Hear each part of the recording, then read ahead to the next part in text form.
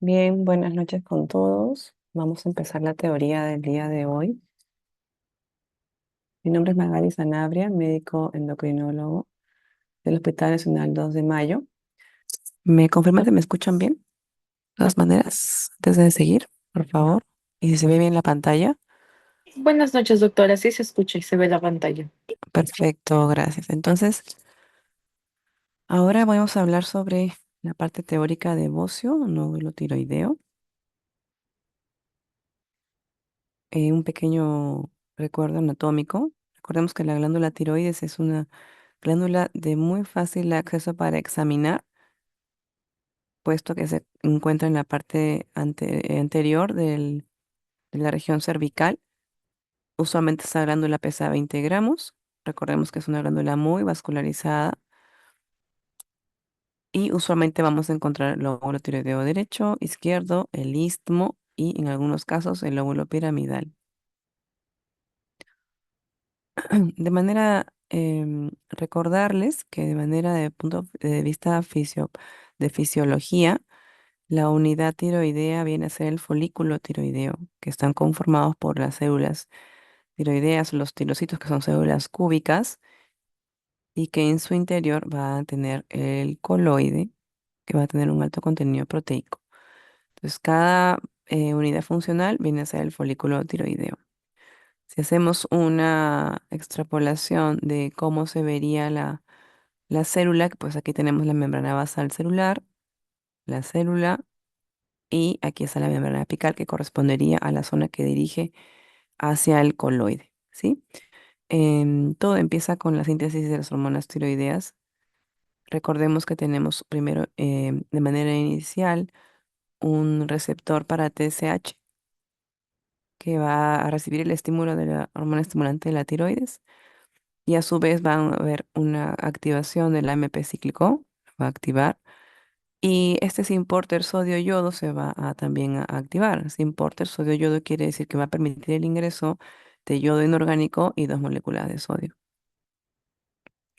Con esto vamos a tener que este yodo inorgánico se va a ubicar dentro de la célula tiroidea y a través de una pendrina, que es una proteína, va a salir este yodo inorgánico para que se pueda conformar o a organificar, acoplarse junto con la tiroglobulina mediante las TPO, y con eso luego va a tener una formación, recordemos, de las monoyodos, diyodos, triyodos, y va a ingresar nuevamente a manera de vesículas a la glándula, a la célula tiroidea.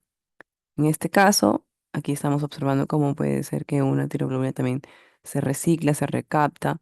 Recordemos que estas hormonas tiroideas vienen a tener a ser las T3 y la T4, siendo la activa, la T3, y la T4 la forma inactiva en forma de reserva.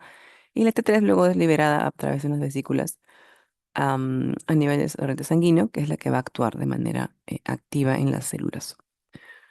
Pasando esta introducción, recordarles también que tenemos una posición usual de la glándula tiroidea que viene a estar, recordemos que es el cartílago tiroideo, el cartílago cricoides, y debajo de ello y delante de la tráquea está la glándula tiroidea por sobre de sobre la horquilla externa. Entonces, recordemos que al momento de examinar la glándula tiroidea debemos tener las manos limpias, debemos tener las manos idealmente en una temperatura corporal adecuada para que podamos examinar sin que el paciente tenga dificultad de recibir la temperatura fría de nuestras manos. Ubicar siempre la glándula tiroidea e identificar, procurar identificar el tamaño, la consistencia, configuración, la sensibilidad al tacto y o cualquier otro tipo de nódulo que pueda aparecer dentro de la glándula tiroidea.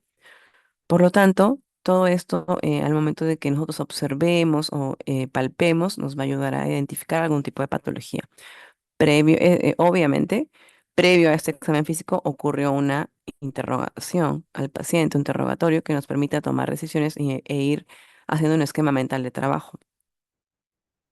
Entonces, aquí mejor les voy a mostrar en esta maniobra, en estas técnicas, técnica del AGE, que vamos a palpar el cuerpo de la tiroides mediante la técnica que es palpar con los pulgares empujar de un lado, fijar de un lado y palpar con el pulgar contralateral, ¿ok? Para poder identificar el lóbulo superior, el polo superior, el polo inferior, el istmo y luego al lado contralateral. En el caso que la paciente esté por delante de nosotros y examinemos a esta misma por detrás de la paciente, pues se llama la maniobra de Kervain. Y cuando tenemos que examinar a la paciente de repente con una sola mano, es con la maniobra de Krail. Ustedes pueden utilizar la maniobra con la que más cómodos se sientan. Idealmente recordar que no debemos comprimir de manera muy fuerte al paciente, sino para que se sienta cómodo y no se sienta que le incomoda, le falte el aire, le irrite y empiece a toser. Entonces, por detrás del paciente la maniobra de Kervain y por delante del paciente la técnica del aje. Eso es la maniobra de Kervain y del aje. Y cuando tenemos alguna sospecha o duda de que el paciente tiene un bocio sumergido o un bocio que pueda colapsar las yugulares, podemos pedir, aquí observemos aquí que hay una silueta de la glándula tiroidea un poco como redundante, se observa como un bocio.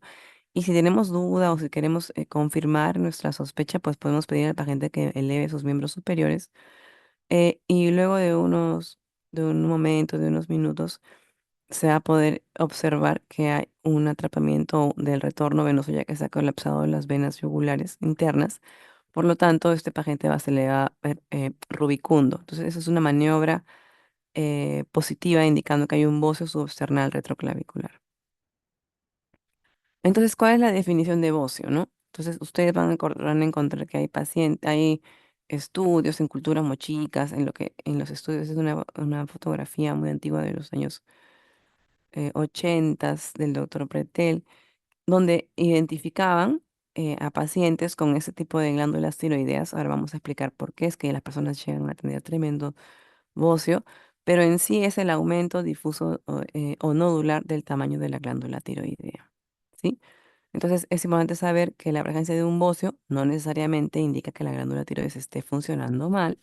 El bocio puede ocurrir en una glándula que está produciendo demasiada hormona, como en el hipertiroidismo o en el hipotiroidismo, o incluso en aquellos que tienen de repente anticuerpos, pero están funcionando y liberando adecuadamente el valor de la hormona tiroidea, es decir, el eutiroideo. Y el bocio indica que hay una condición que está causando este crecimiento normal de la tiroides.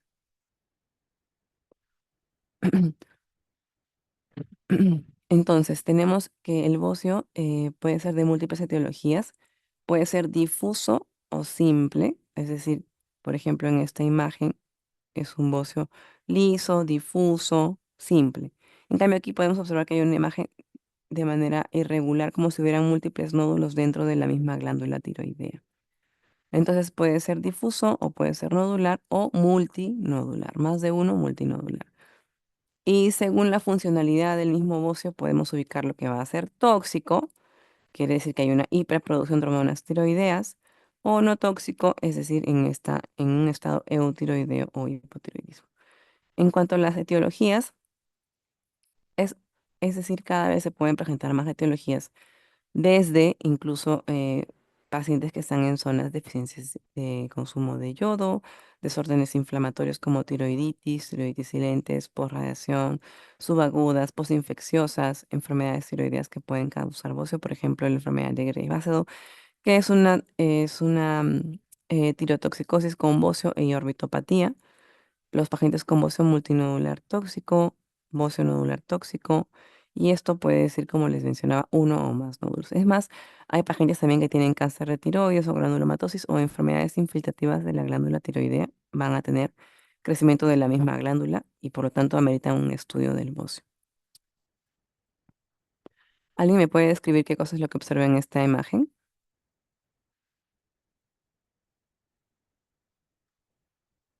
¿Qué es lo que observan ustedes?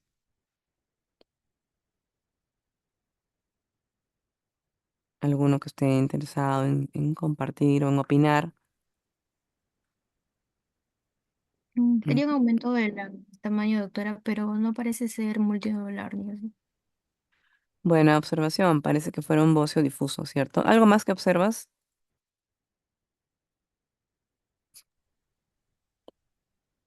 que es un recién nacido súper bebé. Ujú, recién nacido. Muy bien, ¿qué más? La piel se ve como que muy seca, doctora. Bueno, otra cosa, observen también las manos. Yo entiendo que es la madre. Estas uñas son normales o tienen algo en especial. Parecen uñas planas. Ajá. Entonces, la platoniquia son cambios, son lesiones que pueden aparecer en ciertas hipertiroideas. Entonces, lo que yo entiendo es que esta mujer es una mujer con hipertiroidismo y por aquí está, ¿no? Que es un pequeño, es un recién nacido que está actualmente con un bocio debido a que la madre recibió Lugol durante su gestación. En el tercer trimestre, sobre todo, me imagino, porque tenía un hipertiroidismo descompensado. Entonces, la mamá que tenga estas uñas así planas me da indicativo de que son uñas de Plummer por un hipertiroidismo en el materno. Por lo tanto, a ella la han medicado, en este caso ha recibido Lugol, y el pequeño ha recibido todo el efecto del fármaco, por lo tanto, el pequeño ha hecho un hipotiroidismo por fármacos, ya que su madre es hipertiroidea.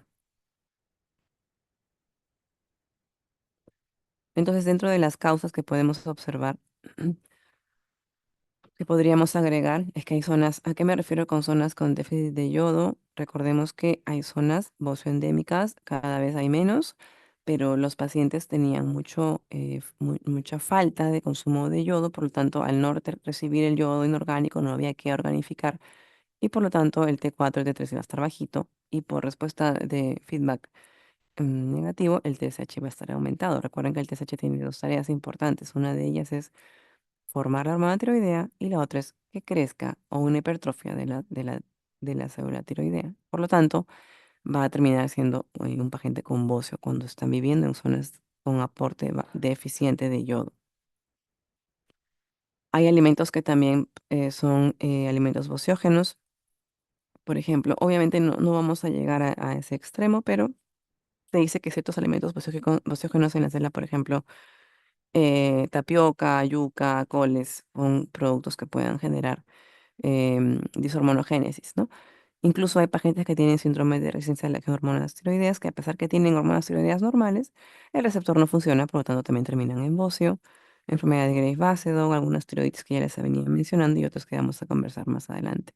Es que me olvide, de manera fisiológica, en la pubertad y en el embarazo pueden tener también estos pacientes bocio. Entonces, recordemos que en el interrogatorio se incluye preguntar sobre traumas en el cuello, embarazos recientes, enfermedades virales recientes, consumo de alguno de estos medicamentos que podemos observar: yodo, litio, amiodarona, interleuquina 2, inhibidores de la tirosinquinasa que se usan en los pacientes que han tenido cáncer de tiroides, levotiroxina o suplementos para perder o ganar, perder peso o ganar energía. Hay muchas personas inescrupulosas que venden, digamos, aceleradores de metabolismo. Ustedes saben que esto lo venden sin etiqueta, sin registro sanitario y resulta que son hormonas tiroideas sintéticas. Entonces, a una persona que recibe hormonas tiroideas sintéticas con el propósito de perder peso porque va a haber un hipercatabolismo, lamentablemente también pueden repercutir en su salud y provocarles bocio. Cuadro clínico, bueno, normalmente podemos observar, preguntar o indagar sobre disnea, disfagia, disfonía, para que tengamos un problema de obstructivo respiratorio debe estar una obstrucción de más del 70%.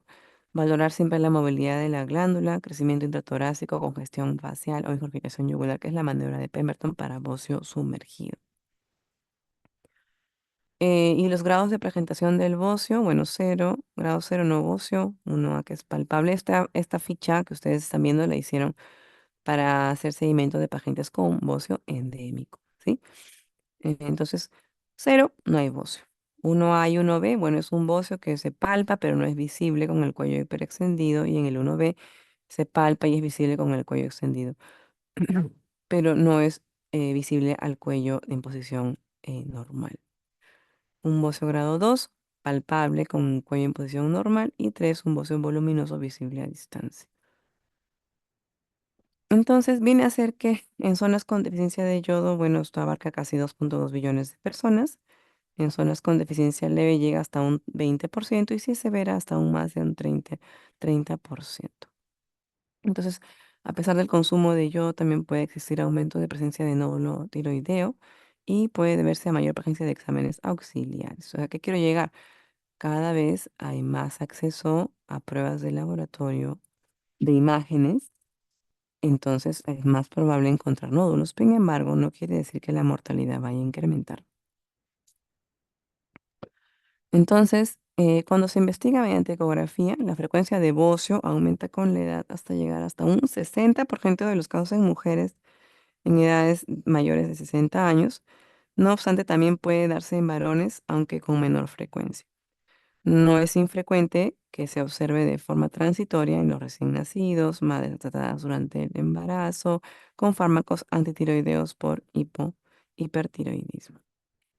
¿Cuáles son los factores de riesgo? Tener insulinoresistencia, es decir, tener un hiperinsulinismo endógeno, en la cual es una hormona que se va a tener similitud en la actividad de la hormona de crecimiento, va a procurar o va a instalar mayor riesgo de hacer bocio. Por lo tanto, los pacientes con prediabetes, síndrome de ovario poliquístico o diabetes van a tener mayor riesgo del bocio. Tener el sexo femenino es un riesgo 4-1 con varones. Y bueno, en la raza no hay momento de diferencia, pero no olvidemos que el requerimiento de yodo para adultos es 150 microgramos por día y en gestantes y niños es 200 microgramos por día. Por lo tanto, eso tendríamos que tener mucha certeza de que todo esté bien. Entonces, el bocio difuso, nodular, no tóxico, puede ser esporádico o endémico. La evolución natural del bocio simple difuso es a bocio nodular o multinodular. O sea, ¿qué es lo que pasa? Tenemos que es un bocio y luego se va degenerando. Primero creció. Luego de que creció, hay un grupo celular que hace hiperplasia y este se agrupa y forma un nódulo. Y luego ese nódulo ya no es uno, sino se convierten en dos y en tres y así va acumulando más espacio. Algunos en su interior pueden tener degeneraciones quísticas, hemorragias, fibrosis, calcificación, etcétera, sin que sea todo cáncer, ¿ok? Entonces, en la participación hormonal, ¿quiénes intervienen? La TSH, la hormona gonadotrofina coriónica, por eso mencionaba que en el embarazo. La inmunoglobulina estimulante de la tiroides, la hormona somatomedina C, el IGF-1, entre otros. Todos participan en cierta manera. ¿Y cuáles serían las señales que controlan la proliferación de las células foliculares tiroideas? Quienes estimulan el crecimiento de las células foliculares, el IGF-1, que es la somatomedina C, y la TSH. Por lo tanto, pacientes con hipotiroidismo que tienen la TSH elevada van a tener más predisposición de bocio. Y los pacientes, ¿quiénes creen ustedes que tengan más IGF-1 o somatomedina C elevada en sangre? ¿Qué pacientes? ¿O qué enfermedad conocen? Acromegalia. Claro, acromegalia es una de ellas. Entonces, con estos pacientes que tengan acromegalia o tienen TSH alto, hipotiroidismo, van a tener mayor frecuencia, probabilidad de bocio. Entonces, algunas hormonas que controlan van a ser el yodo, el factor de crecimiento transformante tipo beta o la somatostatina. Entonces, estos van a ser inhibidores para que como tengamos un equilibrio. En una reacción adaptativa de las células foliculares, siempre frente a cualquier proceso que altere la producción hormonal, podemos tener, por ejemplo, en la fisiopatología de bocio nodular, acuérdense que les mencionaba que va a haber una falta de yodo, luego va a haber un aumento, una disminución de la producción de T4 porque no hay un aporte del combustible, de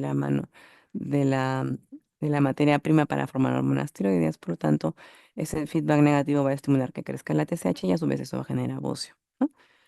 En cuanto a la medicación, ya les había mencionado, amiodarona es uno de ellos importante. Amiodarona, ¿qué tipo de fármaco es? ¿Se acuerdan?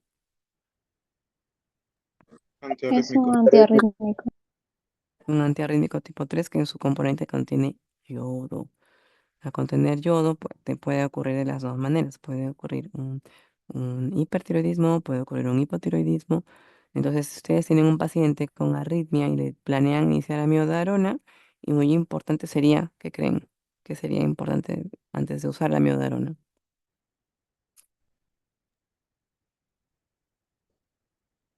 Su perfil tiroideo. un perfil ¿no? tiroideo y anticuerpos, ¿no? Un buen Pues, examen, ver antecedentes, anticuerpos tiroideos, TSH, ¿no? Como mínimo para poder tener calma y no estar en apuros luego con un hipertiroidismo por fármacos.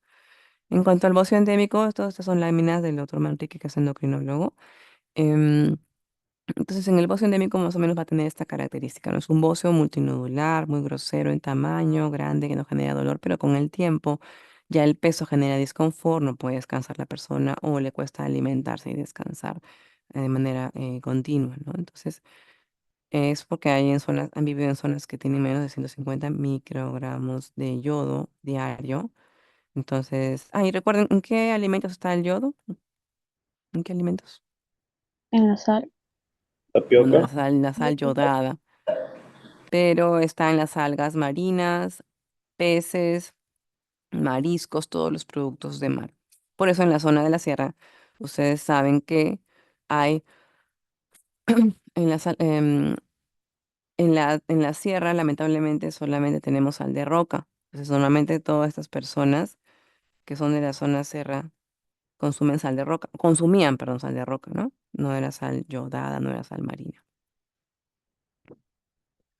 Entonces, el mapa de la distribución del bocio endémico del continente americano, según la OMS, en el año 60, prácticamente todo, solo la costa peruana tenía una función, digamos, normal, sin riesgo de yodo, pero todo lo que es morado, lila, o sea, todo la sierra y parte de la selva, incluso Loreto creo que no entró en la estadística, como es prácticamente acceso difícil y en avión, probablemente por eso no tengan información.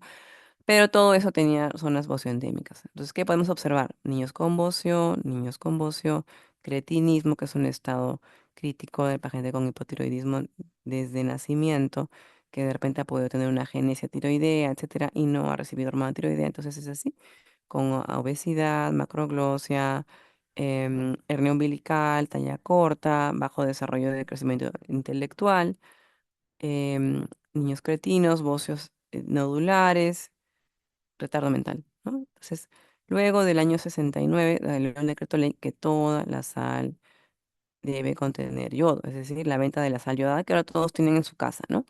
Eso ya no es novedad para todos ustedes. Entonces, a partir del 2016, bueno, Perú en teoría ya es un país libre de estos riesgos. Siempre llegan pacientes igual, pero ya no está estadísticamente significativo.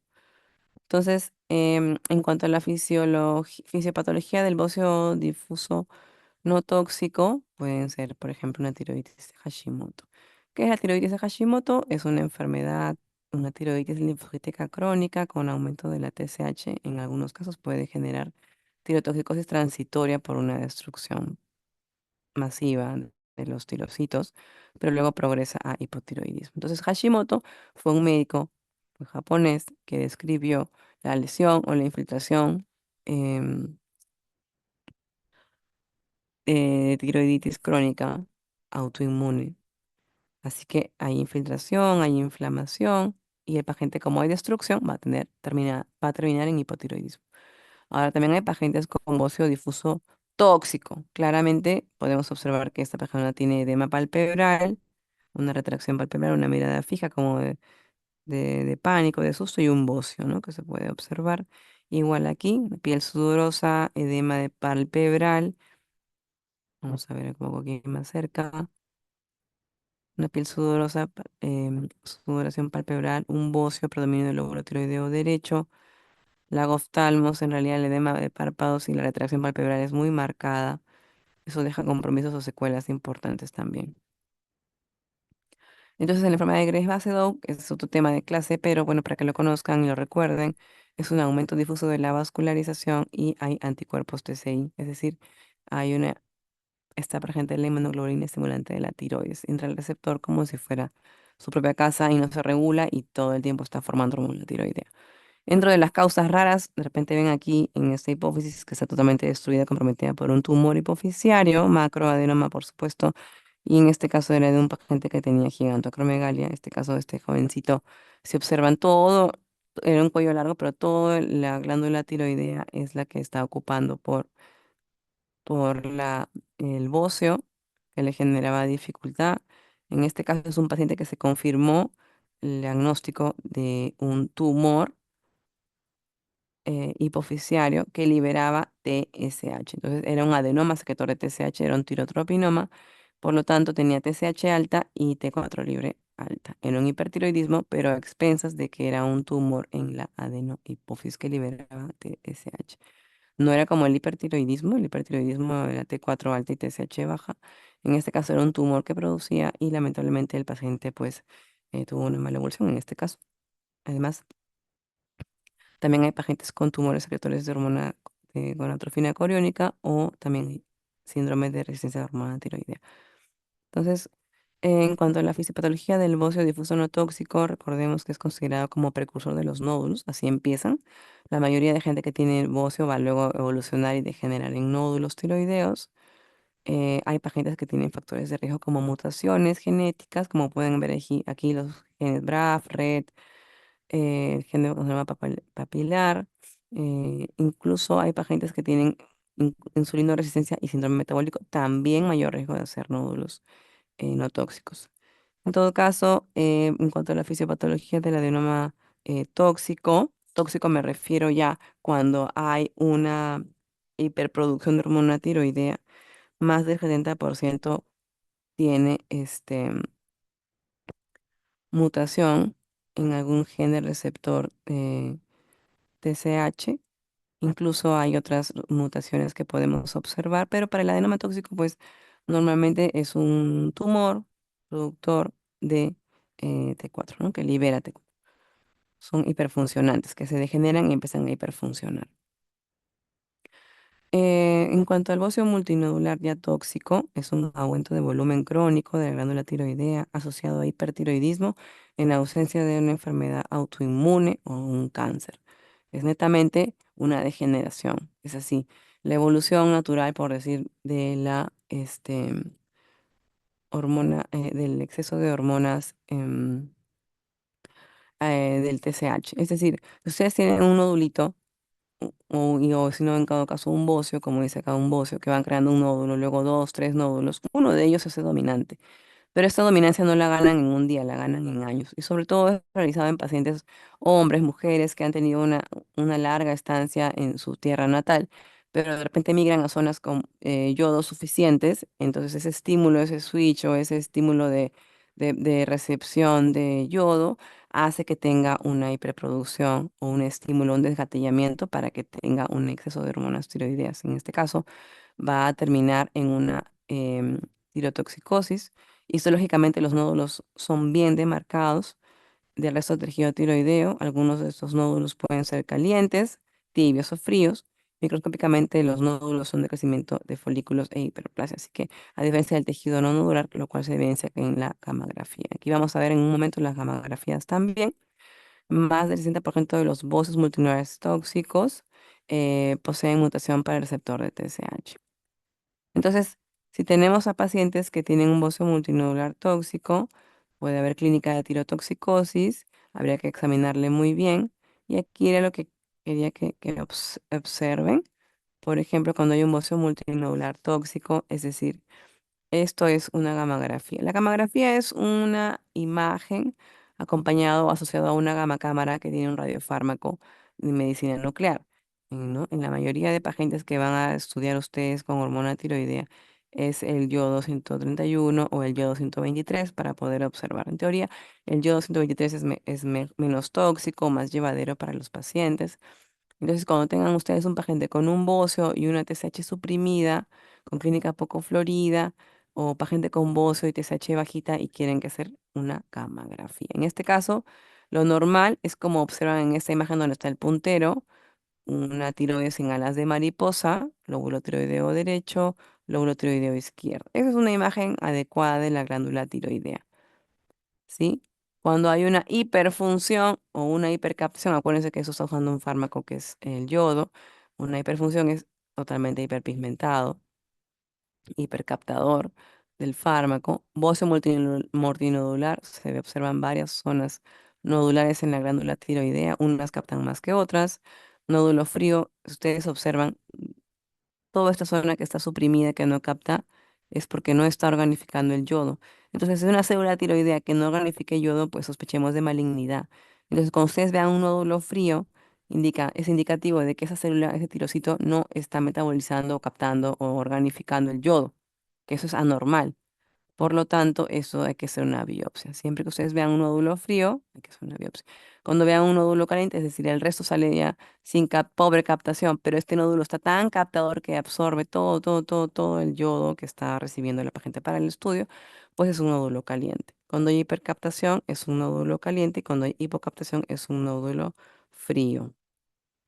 Entonces, em, importante es que sepamos, por ejemplo, en este caso, hay pacientes según la edad. Ustedes se dan cuenta aquí, esta línea medio, pues llamémosle lila o rosada, no sé. Tenemos que según la edad hay un punto de inflexión y a partir de los 50 años ya se disparan tremendamente y mientras más edad tenga la paciente, es muy probable que tenga un bocio multinuclear tóxico, sobre todo si viene de zonas bocioendémicas, ¿no? Para la enfermedad de Graves, que es esta línea verde, pues desde muy jóvenes empieza a partir de los 20 años y luego se mantiene y desciende ya cuando son adultos mayores. Y un adenoma solitario tóxico, pues es más frecuente en la década a partir de los 60 años. ¿Sí? ¿Hasta aquí alguna pregunta?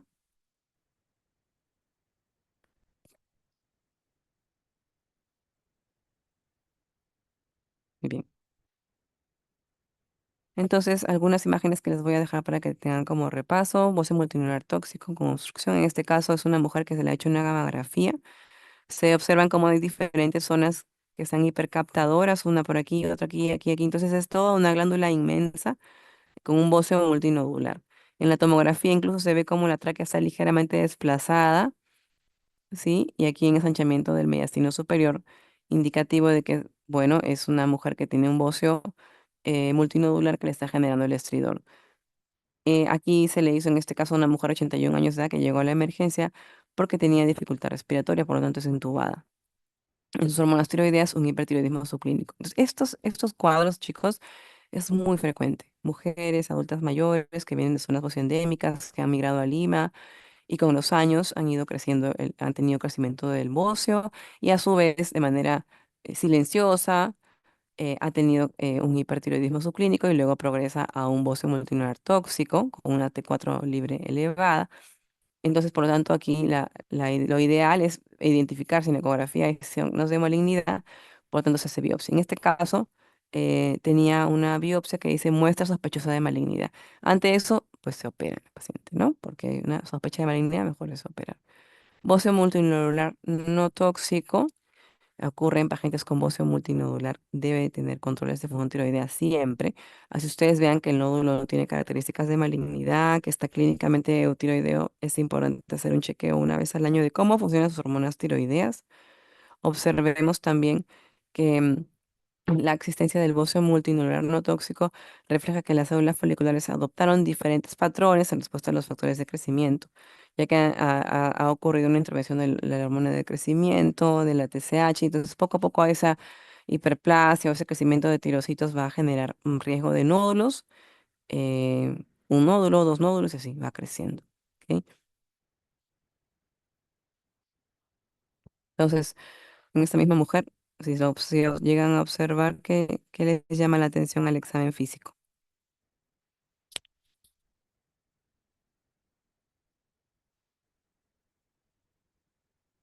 Algo que puedan observar. Ujú. Un bocio multinodular y agrandado demasiado. Claro, es una, es una paciente que ha tenido, la veo adelgazada, ¿no? Yo la veo adelgazada, miren, se le ve mucho mayor, pero tiene 48 años de edad, natural y procedente de Ayacucho, ha tenido un bocio desde hace 25 años. Entonces, incluso estas personas tienden a ponerse como una chalinita o un pañuelo para que les ayude a sostener el peso del cuello, porque esta piel es tan delgada, pero se estira tanto gracias al bocio, pero ya les genera mucho desconfort. Entonces, ella, por ejemplo, en este caso viene eutiroidea, o sea, no tóxico, pero tiene un bocio gigante, ¿no? Chicos, para recalcar, cuando sea no tóxico quiere decir que está eutiroidea o hipotiroidea, pero cuando dice tóxico es que hay una hiperproducción de hormonas tiroideas, ¿sí? Entonces, en este caso, a ella se le hizo una tiroidectomía total. Miren cómo quedó su cuellito. Ya libre, ¿no? Está tranquila.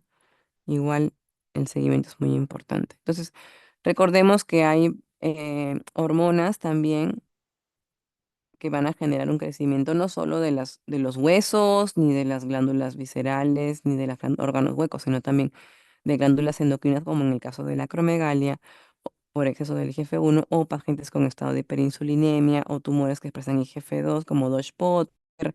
Es decir, cuando ustedes vean una alteración del IGF-1, el paciente puede tener también un bocio nodular, ¿no? Ahora, hay pacientes que tienen mm, factores angiogénicos producidos por las células foliculares, como el factor de crecimiento endotelial, inducido por la TSH. Entonces, múltiples causas que puedan confluir en que el paciente tenga bocio. Como diagnóstico diferencial, todo lo que podemos observar aquí, que sea un tumor de paratiroides, que sea un linfoma, que sea un quiste, aneurisma de aorta, o que sea una compresión traqueal, un tumor o un fenómeno de Jod-Basedow. ¿Alguien sabe cuál es el fenómeno de Jod-Basedow? ¿Alguno de ustedes?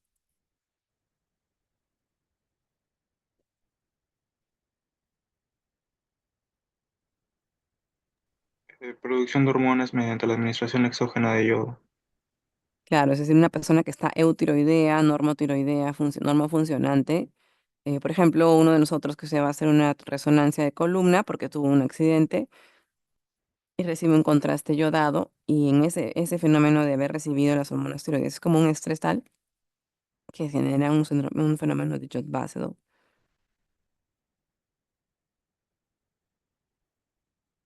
¿sí? Entonces, ¿y cuál sería el otro efecto?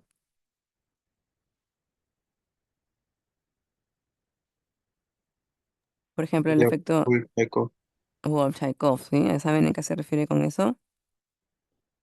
Esas dos preguntas, el fenómeno de Jod-Basedow y Wolff-Chaikoff, son preguntas siempre que vienen en el examen del ENA, del MIR, todas esas cosas. Entonces, el Jod-Basedow, muy bien como respondió tu compañero. Ese es el fenómeno cuando eres, ¿no?, eutiroideo y recibes cuando está yodado y ¡plum! Es como haces un episodio de una tirotoxicosis. Y el Wolff-Chaikoff es cuando una persona es hipertiroidea y lo que tú buscas es decir, bueno, ¿sabes qué? Esta persona está recontra descompensada, tengo que hacer algo para bajarle las revoluciones. Por lo tanto, se decide brindarle Lugol, antitiroideo, sobre todo con el Lugol, para darle, el Lugol contiene yodo también, entonces tú le das em, esto y satura la glándula tiroidea, es decir, la aturde. Tanto yodo, ¿qué voy a hacer? Dice la tiroides, no puedo más. Entonces, ese efecto de aturdir a la glándula es el efecto Wolff-Chaikoff que se busca en el hipertiroideo para disminuir la liberación de hormona tiroidea. Y bueno, otras causas como necrosis, hemorragia, tumores, qué sé yo, ¿no? Bueno, entonces para el manejo se observa, se estudia, intervienes. En el caso que sea necesario, se opera. En el caso que sea por un bocio por enfermedad de Graves-Basedow, pues se da yodo, antitiroideos o cirugía. ¿Qué podemos estudiar? Entonces, ¿qué es la yoduria? Es el estudio del yodo en la orina. Tenemos que tener idealmente como mínimo 50 microgramos, idealmente, ¿no? Idealmente 50 en adelante. Pero no es que se pueda estudiar por personas, es ya, yo quiero estudiarme a mí, cómo estoy con con mi reserva de yodo, yo quiero estudiar, no, es poblacional. Para que tú puedas tomar decisiones es poblacional o es institucional. TSH, T4 libre, anti-TPO, antitiroglobulina, TSI, acá es TSI, no es anti-TSI, es TSI. Biopsia por aspiración a aguja fina en el caso sea necesario, si hay sospecha de malignidad, y una radiografía de tórax, tomografía de resonancia en el caso también sea importante. Hay algunos pacientes que tienen defectos en las captaciones de transporte, defectos en la organificación, por ejemplo, el síndrome de Pendler es un síndrome en el cual el paciente se caracteriza por un hipotiroidismo porque no puede organificar el yodo, no está la pendrina. ¿Se acuerdan que yo les dije de la pendrina en la segunda lámina, que es una proteína que permite la salida del yodo al coloide para que se organifique? Bueno, esa proteína no existe. ese no me depende. Entonces no está la pendrina y este paciente tiene hipotiroidismo. Ahora va, también otra característica usual de este síndrome es que tienen hipoacusia. Y han llegado un par de pacientes también al hospital así con eso. ¿Hasta aquí alguna pregunta en cuanto a bocio? Antes de pasar a nuestro segundo tema.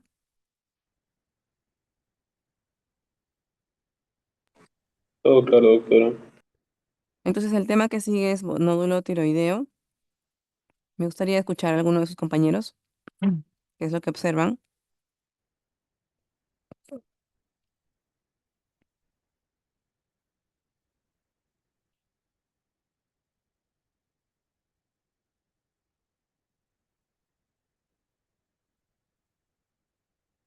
¿Alguien? ¿Algún voluntario?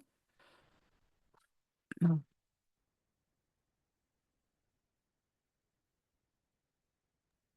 ¿Qué es lo Se que observa un observan nódulo, aquí? doctora, de gran tamaño.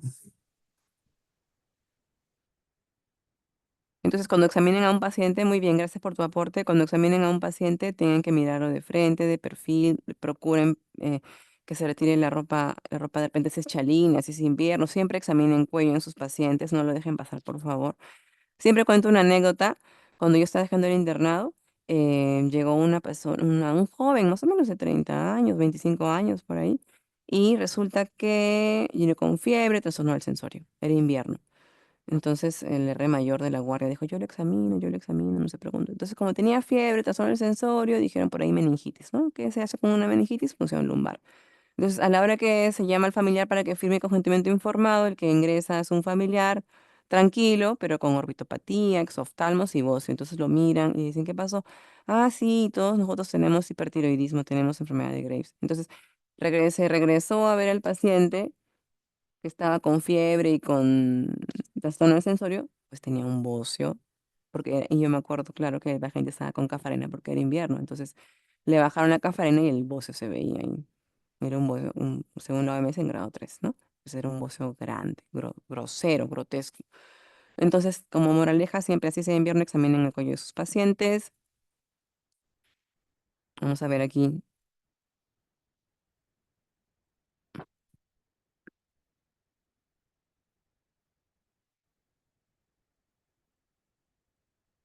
Ahí lo que estamos viendo que la paciente le estoy pidiendo que degluta y se ve claramente cómo ay, no se ve, se ve. Está ubicado en el lóbulo tiroideo derecho, ¿no?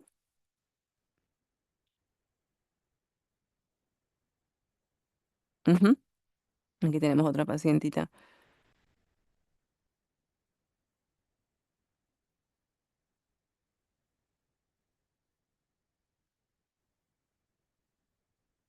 Entonces, en este lado es otra paciente en el lado izquierdo, ¿no? Entonces, a veces no pasa desapercibido, pero examinen, palpen y dense su tiempito. Entonces, este es una lesión concreta, palpable, ecográficamente también se puede hallar. Ya les había mencionado que cada vez hay más ecografías, hay más acceso a estas, por lo tanto vamos a encontrar más nódulos, pero gracias a Dios no significa que eso esté incrementando el diagnóstico de cáncer, simplemente que se están hallando más nódulos y ya recuerden ustedes, sobrepeso, insulino resistencia, obesidad, diabetes, tienen más preposición de nódulo porque hay un estímulo hormonal. Y ustedes deben saber que más del 70% de la población peruana tiene sobrepeso y obesidad. Por lo tanto, mucha gente va a tener riesgo de tener nódulos tiroideos. Entonces, estos nódulos tiroideos pueden ser debidos a nódulos solitarios o adenomas, o simplemente que tenía un bocio multinodular, pero solo se palpó como un nódulo. Entonces, siempre hay que estar observando qué otras características podemos encontrar. Acuérdense que también puede ser adenomas paratiroideos, adenomegalias, aneurismas, quistes de paratiroides. Entonces, lo más frecuente es que sea estos nódulos benignos por un adenoma, un bocio multinodular, tiroiditis Hashimoto, quiste tiroideo. Si es maligno, cualquier tipo de cáncer, lo más frecuente en más del 80% es el cáncer papilar, seguido del folicular, seguido de las células de Hart, los foliculares, los medulares anaplásicos. Es decir, muchas causas. No, el tema no es cáncer, pero para que lo conozcan que existe. Entonces, ¿qué me va a ayudar a identificar un nódulo tiroideo? ¿Qué me va a ayudar a identificar? Siempre tengo que valorar si es que realmente tiene un nódulo, ¿ok? Hoy día en práctica, me imagino que muchos han examinado tiroides, entonces es parecido identificar o encontrar algún tipo de nódulo tiroideo.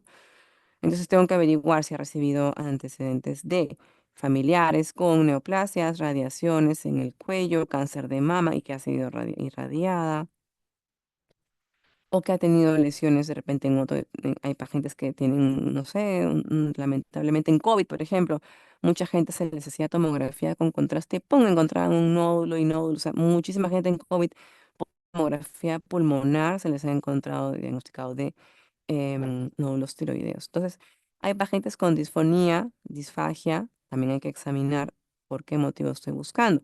Entonces, en la ecografía tiroidea, de repente alguno de ustedes, de sus grupos, me parece que sí ha tenido la oportunidad de ingresar con las doctoras de unidad de tiroides. Entonces, tenemos una oportunidad de estudiar e identificar la ecografía tiroidea en el paciente. Eso es una ecografía tiroidea normal.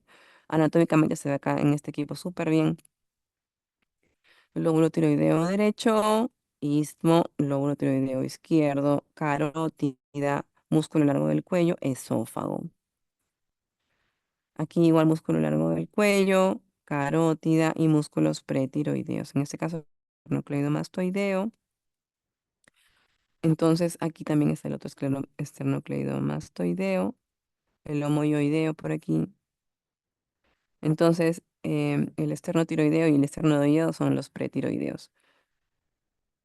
Entonces, cuando tenemos un nódulo tiroideo, recordemos que dónde lo estamos palpando, qué características tiene, cómo ha sido el crecimiento, me va a ayudar mucho. Luego, con la ecografía voy a identificar si es un nódulo con ciertas características que me hagan tener sospecha de malignidad. Recordemos que así sea un incidentaloma, pero tiene características de malignidad, pues también tiene que ser biopsiado si se amerita hacer biopsia, no todos se hacen biopsias, ojo. Y por lo general los nódulos de mayor de 1 centímetro son los que sí se pueden palpar, ¿no? Eso es lo que se pueda palpar. Ahora, si son menores de 1 centímetro y hay sospecha clínica, sospecha porque de repente tuvo a su mamá con cáncer, a su papá con cáncer, a su abuelito con cáncer, de tiroides hablo yo, y ahora este paciente tiene un nódulo chiquito, pero tiene sospecha, bueno, podría valerse la pena y hacer una biopsia. Entonces, la guía clínica reconoce que la mayoría de los nódulos son de bajo riesgo, pero muchos tipos de cáncer de tiroides presentan ya o plantean un riesgo mínimo para la salud en general, por lo tanto, deben ser tratados eficazmente, pero tienen bajo riesgo de mortalidad. Entonces, recordemos estas preguntas: si hubo radiación, si hubo antecedentes de problemas durante la infancia o historias familiares de cáncer de tiroides en la familia, o un nódulo que haya crecido muy rápido o que realmente tenga una disfonía. Entonces, como antecedente, aparte de lo mencionado, ya cuando ustedes vean que ronquera o parálisis de cuerdas vocales es porque ese nódulo tiroideo ha invadido nervio recurrente laríngeo. Entonces, ahí estamos complicadísimos porque algo está un poco muy comprometido. Entonces es un poco serio este tema, pero es importante es ver si hay consistencia dura o pétea de las adenopatías o del nódulo o creció muy rápido, sobre todo si es un nódulo de más de 4 centímetros, si es de sexo masculino, si tiene menos de 20 años o más de 60 años. Eso es un poco complicado. Igual identificar, hoy día les expliqué a los chicos en práctica que siempre que palpen la tiroides, ¿qué tienen que hacer al final? ¿Qué les dije? No está mi grupo, no está Rodrigo, Britney, no está mi grupo. Uy, ya se durmió, creo. ¿Se refiere a lavarse las manos o...? Bueno, aparte de lavarme las manos, ya, eso es otra cosa. A ver. ¿Ah?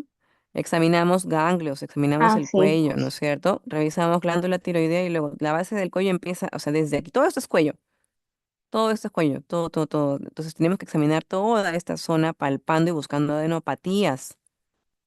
Ya les comentaba que hay pacientes que tienen quiste etcétera, ¿ok? Y esta es una representación gráfica de dónde deberíamos buscar los ganglios, ¿sí? Entonces, todos los pacientes que tienen un nódulo tiroideo debemos pedirle un TSH, ¿ok? TSH me va a ayudar a identificar si es un nódulo frío o caliente. Entonces, pregunto, ¿qué significa que sea un nódulo frío? A ver, lo que les acabo de explicar hace unos minutitos. Hipocaptación. A ver, entonces que sea un nódulo frío es hipocaptación. Que sea un nódulo caliente, Hipercaptación. claro, es decir, que está hiperfuncionando, está al toque, toque, así como una máquina como las máquinas ahí expendedoras de dinero. Entonces, libera mucha hormona tiroidea, por tanto da toxicidad, ¿no? Tirotoxicidad. Y si es frío y no capta, ¿qué significa? Que es una célula que está buena, que está degenerando a malignidad. ¿Qué creen ustedes? Indica malignidad. Porque no está organificando el yodo. La única chamba del tiroxina es la formación de hormona tiroidea. Entonces, si no forma, recibe, capta el yodo, algo está mal ahí. ¿Ok? Bien. Entonces, TSH en la evaluación inicial, siempre, ¿sí? Si el TSH me sale bajo, una gamografía. ¿Ok? Como acá les marca 121 o el 131, cualquiera de los dos, la que tengan en el estado, o en el hospital, en sus servicios, no hay ningún problema. Idealmente 123. Si está normal o elevada, pues pedimos la gamografía. No va a ser examen inicial, no es prioridad, pero sí es cuando hay una TSH baja. ¿Sí? Entonces, si la gamografía me sale un nódulo caliente, aquí lo vemos mejor porque está en colores. Es un nódulo hipercaptador, un nódulo caliente, un nódulo frío, quiere decir que no está captando yodo, que no está organificando, no está trabajando nada con el yodo. Entonces, estas células están anormales, lentamente, pasan a biopsia. ¿Sí? Sin embargo, tenemos una TSH alta, es decir, que va más relacionado con que no está funcionando, no está trabajando hormonas tiroideas, pues da mayor riesgo de malignidad. ¿Ok? Entonces, cuando tengamos una ecografía tiroidea, tenemos que resolver si realmente hay un nódulo o una anormalidad, qué tan grande es el nódulo, hay sospecha de ganglios, hay sospecha de patrones que me den malignidad. Y si más del 50% es quístico, ¿qué hacemos? O sea, en realidad todas esas preguntas deberíamos tener resueltas con las de aquí. Entonces, si más del 50% es quístico, bueno, podríamos identificar que tendríamos que valorar el tejido, digamos, sólido del mismo quiste, los bordes, las características, si es especulado o no, la vascularidad, si infiltra otras zonas. Entonces, no basta con decir que es parcialmente quístico, sino que toda la descripción del nódulo nos va a ayudar a tomar decisiones. En el hospital, pues teníamos un equipo, ya hemos cambiado, de repente ya se acuerdan que han visto ustedes, el paciente se ubica de cúbito dorsal con una pequeña almohada debajo de sus hombros y el cuello en hiperextensión, como lo podemos ver aquí. Utilizamos el transductor plano, idealmente de 8 a 15 MHz para poder tener una buena imagen y hacemos el barrido de toda la parte cervical. Debería ser desde el mentón hasta la parte de la clavícula, ¿no? Todo esto es la revisión para ver ganglios y sobre todo la glándula tiroidea que está donde les hemos hecho en el recuento anatómico inicial.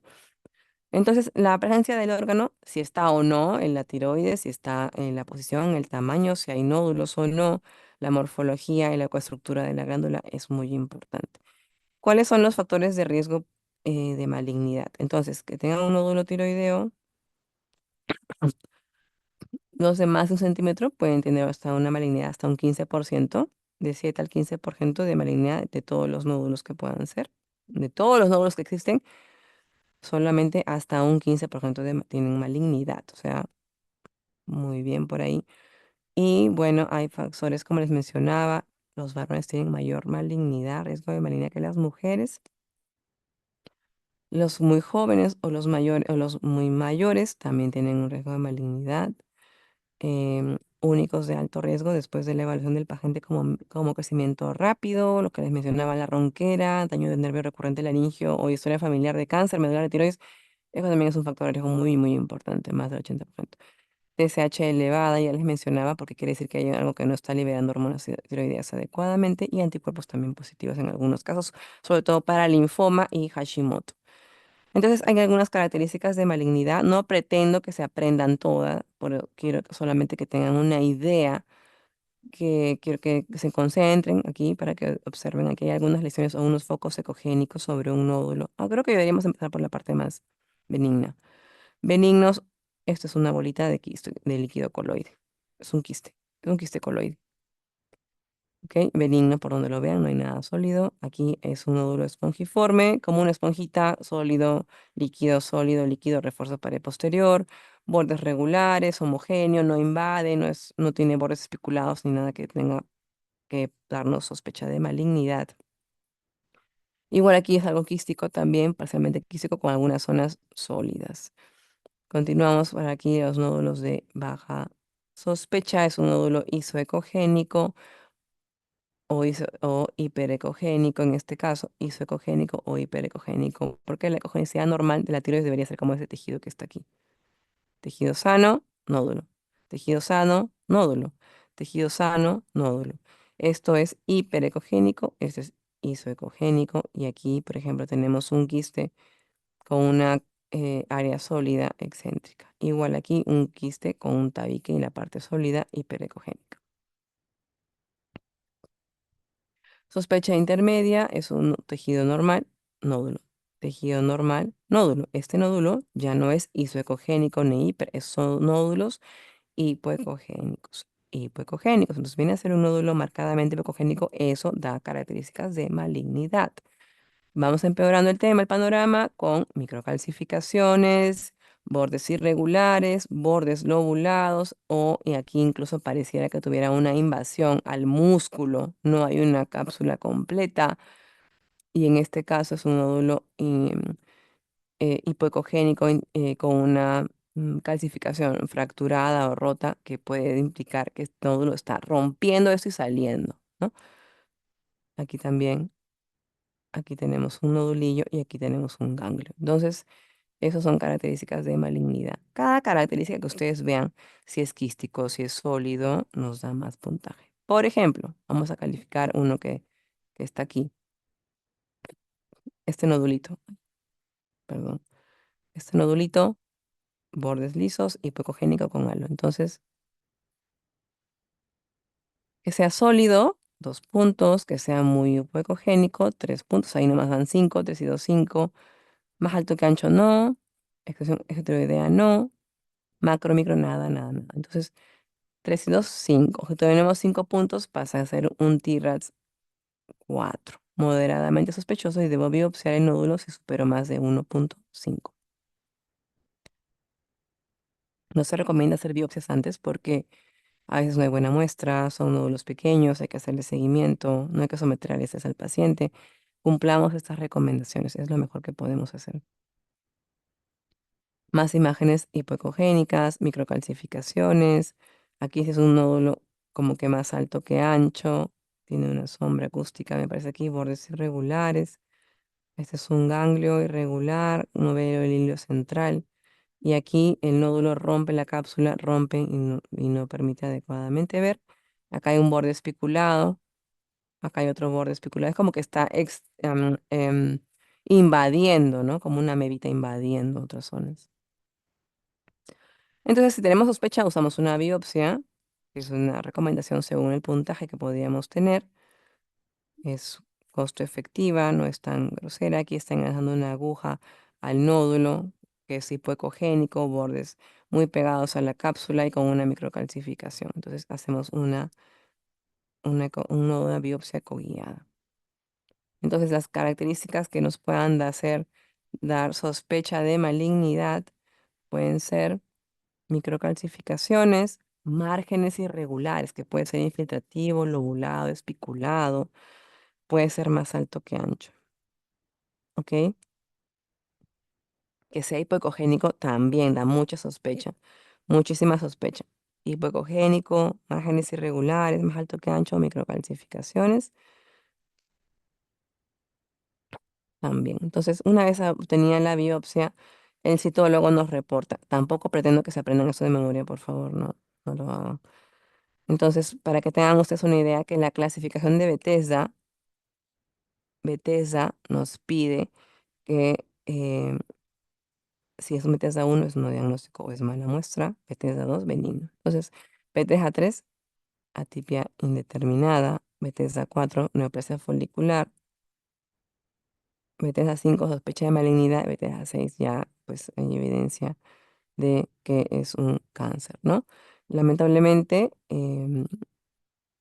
quienes más alto tengan el valor de Bethesda, a partir del 4 en adelante, pues se sugiere una cirugía, porque si acá hay una sospecha de malignidad hasta un 40%. Entonces, que te digan, bueno, hay gente que tiene mucha calma y bueno, puede esperar y observar y todo, pero otros no aguantan y quieren operarse de todo, como sea.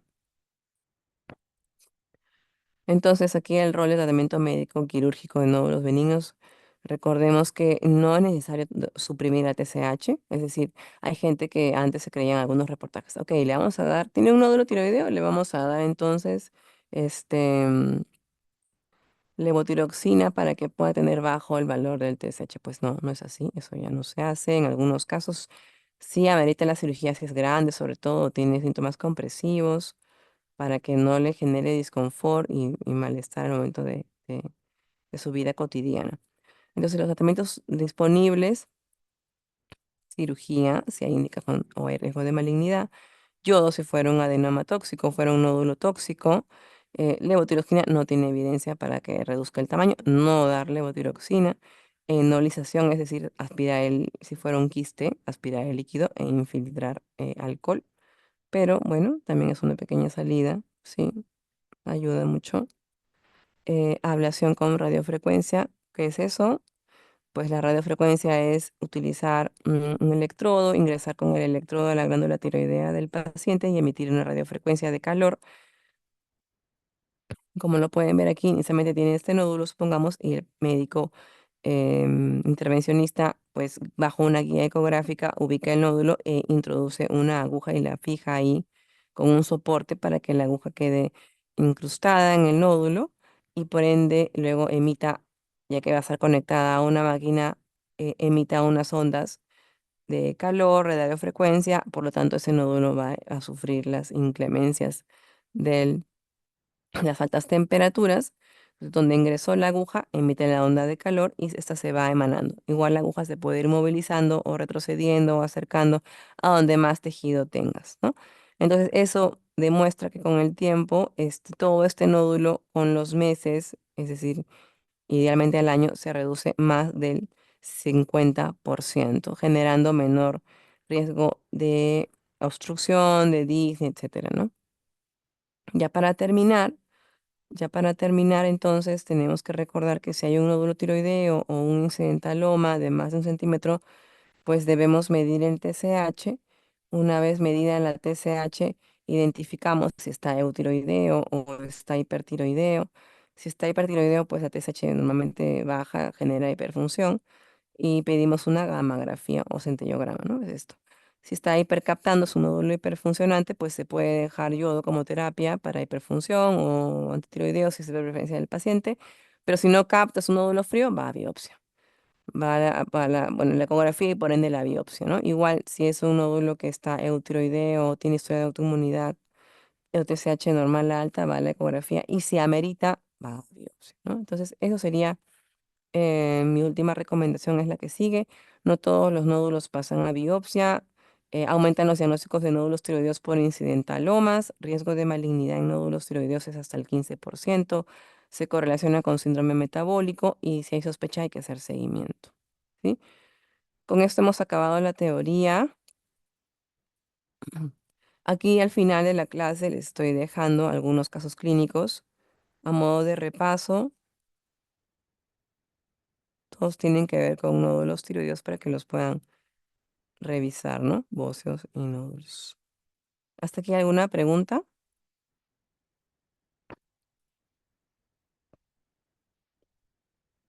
Ahora, una consulta, la presencia de enopatías también sería parte de la malignidad. Mira, la presencia de adenopatías, tú sabes que los ganglios linfáticos van a estar presentes siempre, ¿verdad? Más bien la respuesta sería siempre y cuando tengan signos de malignidad, ¿sí? Si tu ganglio tiene degeneración quística, microcalcificaciones, un tamaño irregular, mm, pues algo que te haga sospechar de malignidad, sí es que eso aumentaría o te daría como que una pizca más de sospecha a averiguar bien si ese nódulo es cancerígeno o no. ¿Sí? Ok, doctora, gracias. ¿Alguna otra pregunta?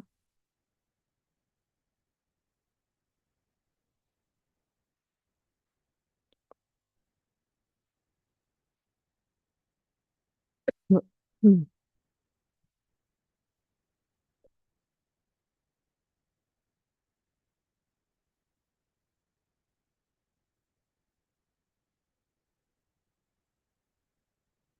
Bueno, entonces no se olviden que aprovechen estos casitos que les he ido dejando para que los puedan repasar. Ya tienen la clase. Muchas gracias por su atención, chicos. Si no hay más preguntas, entonces terminamos por hoy.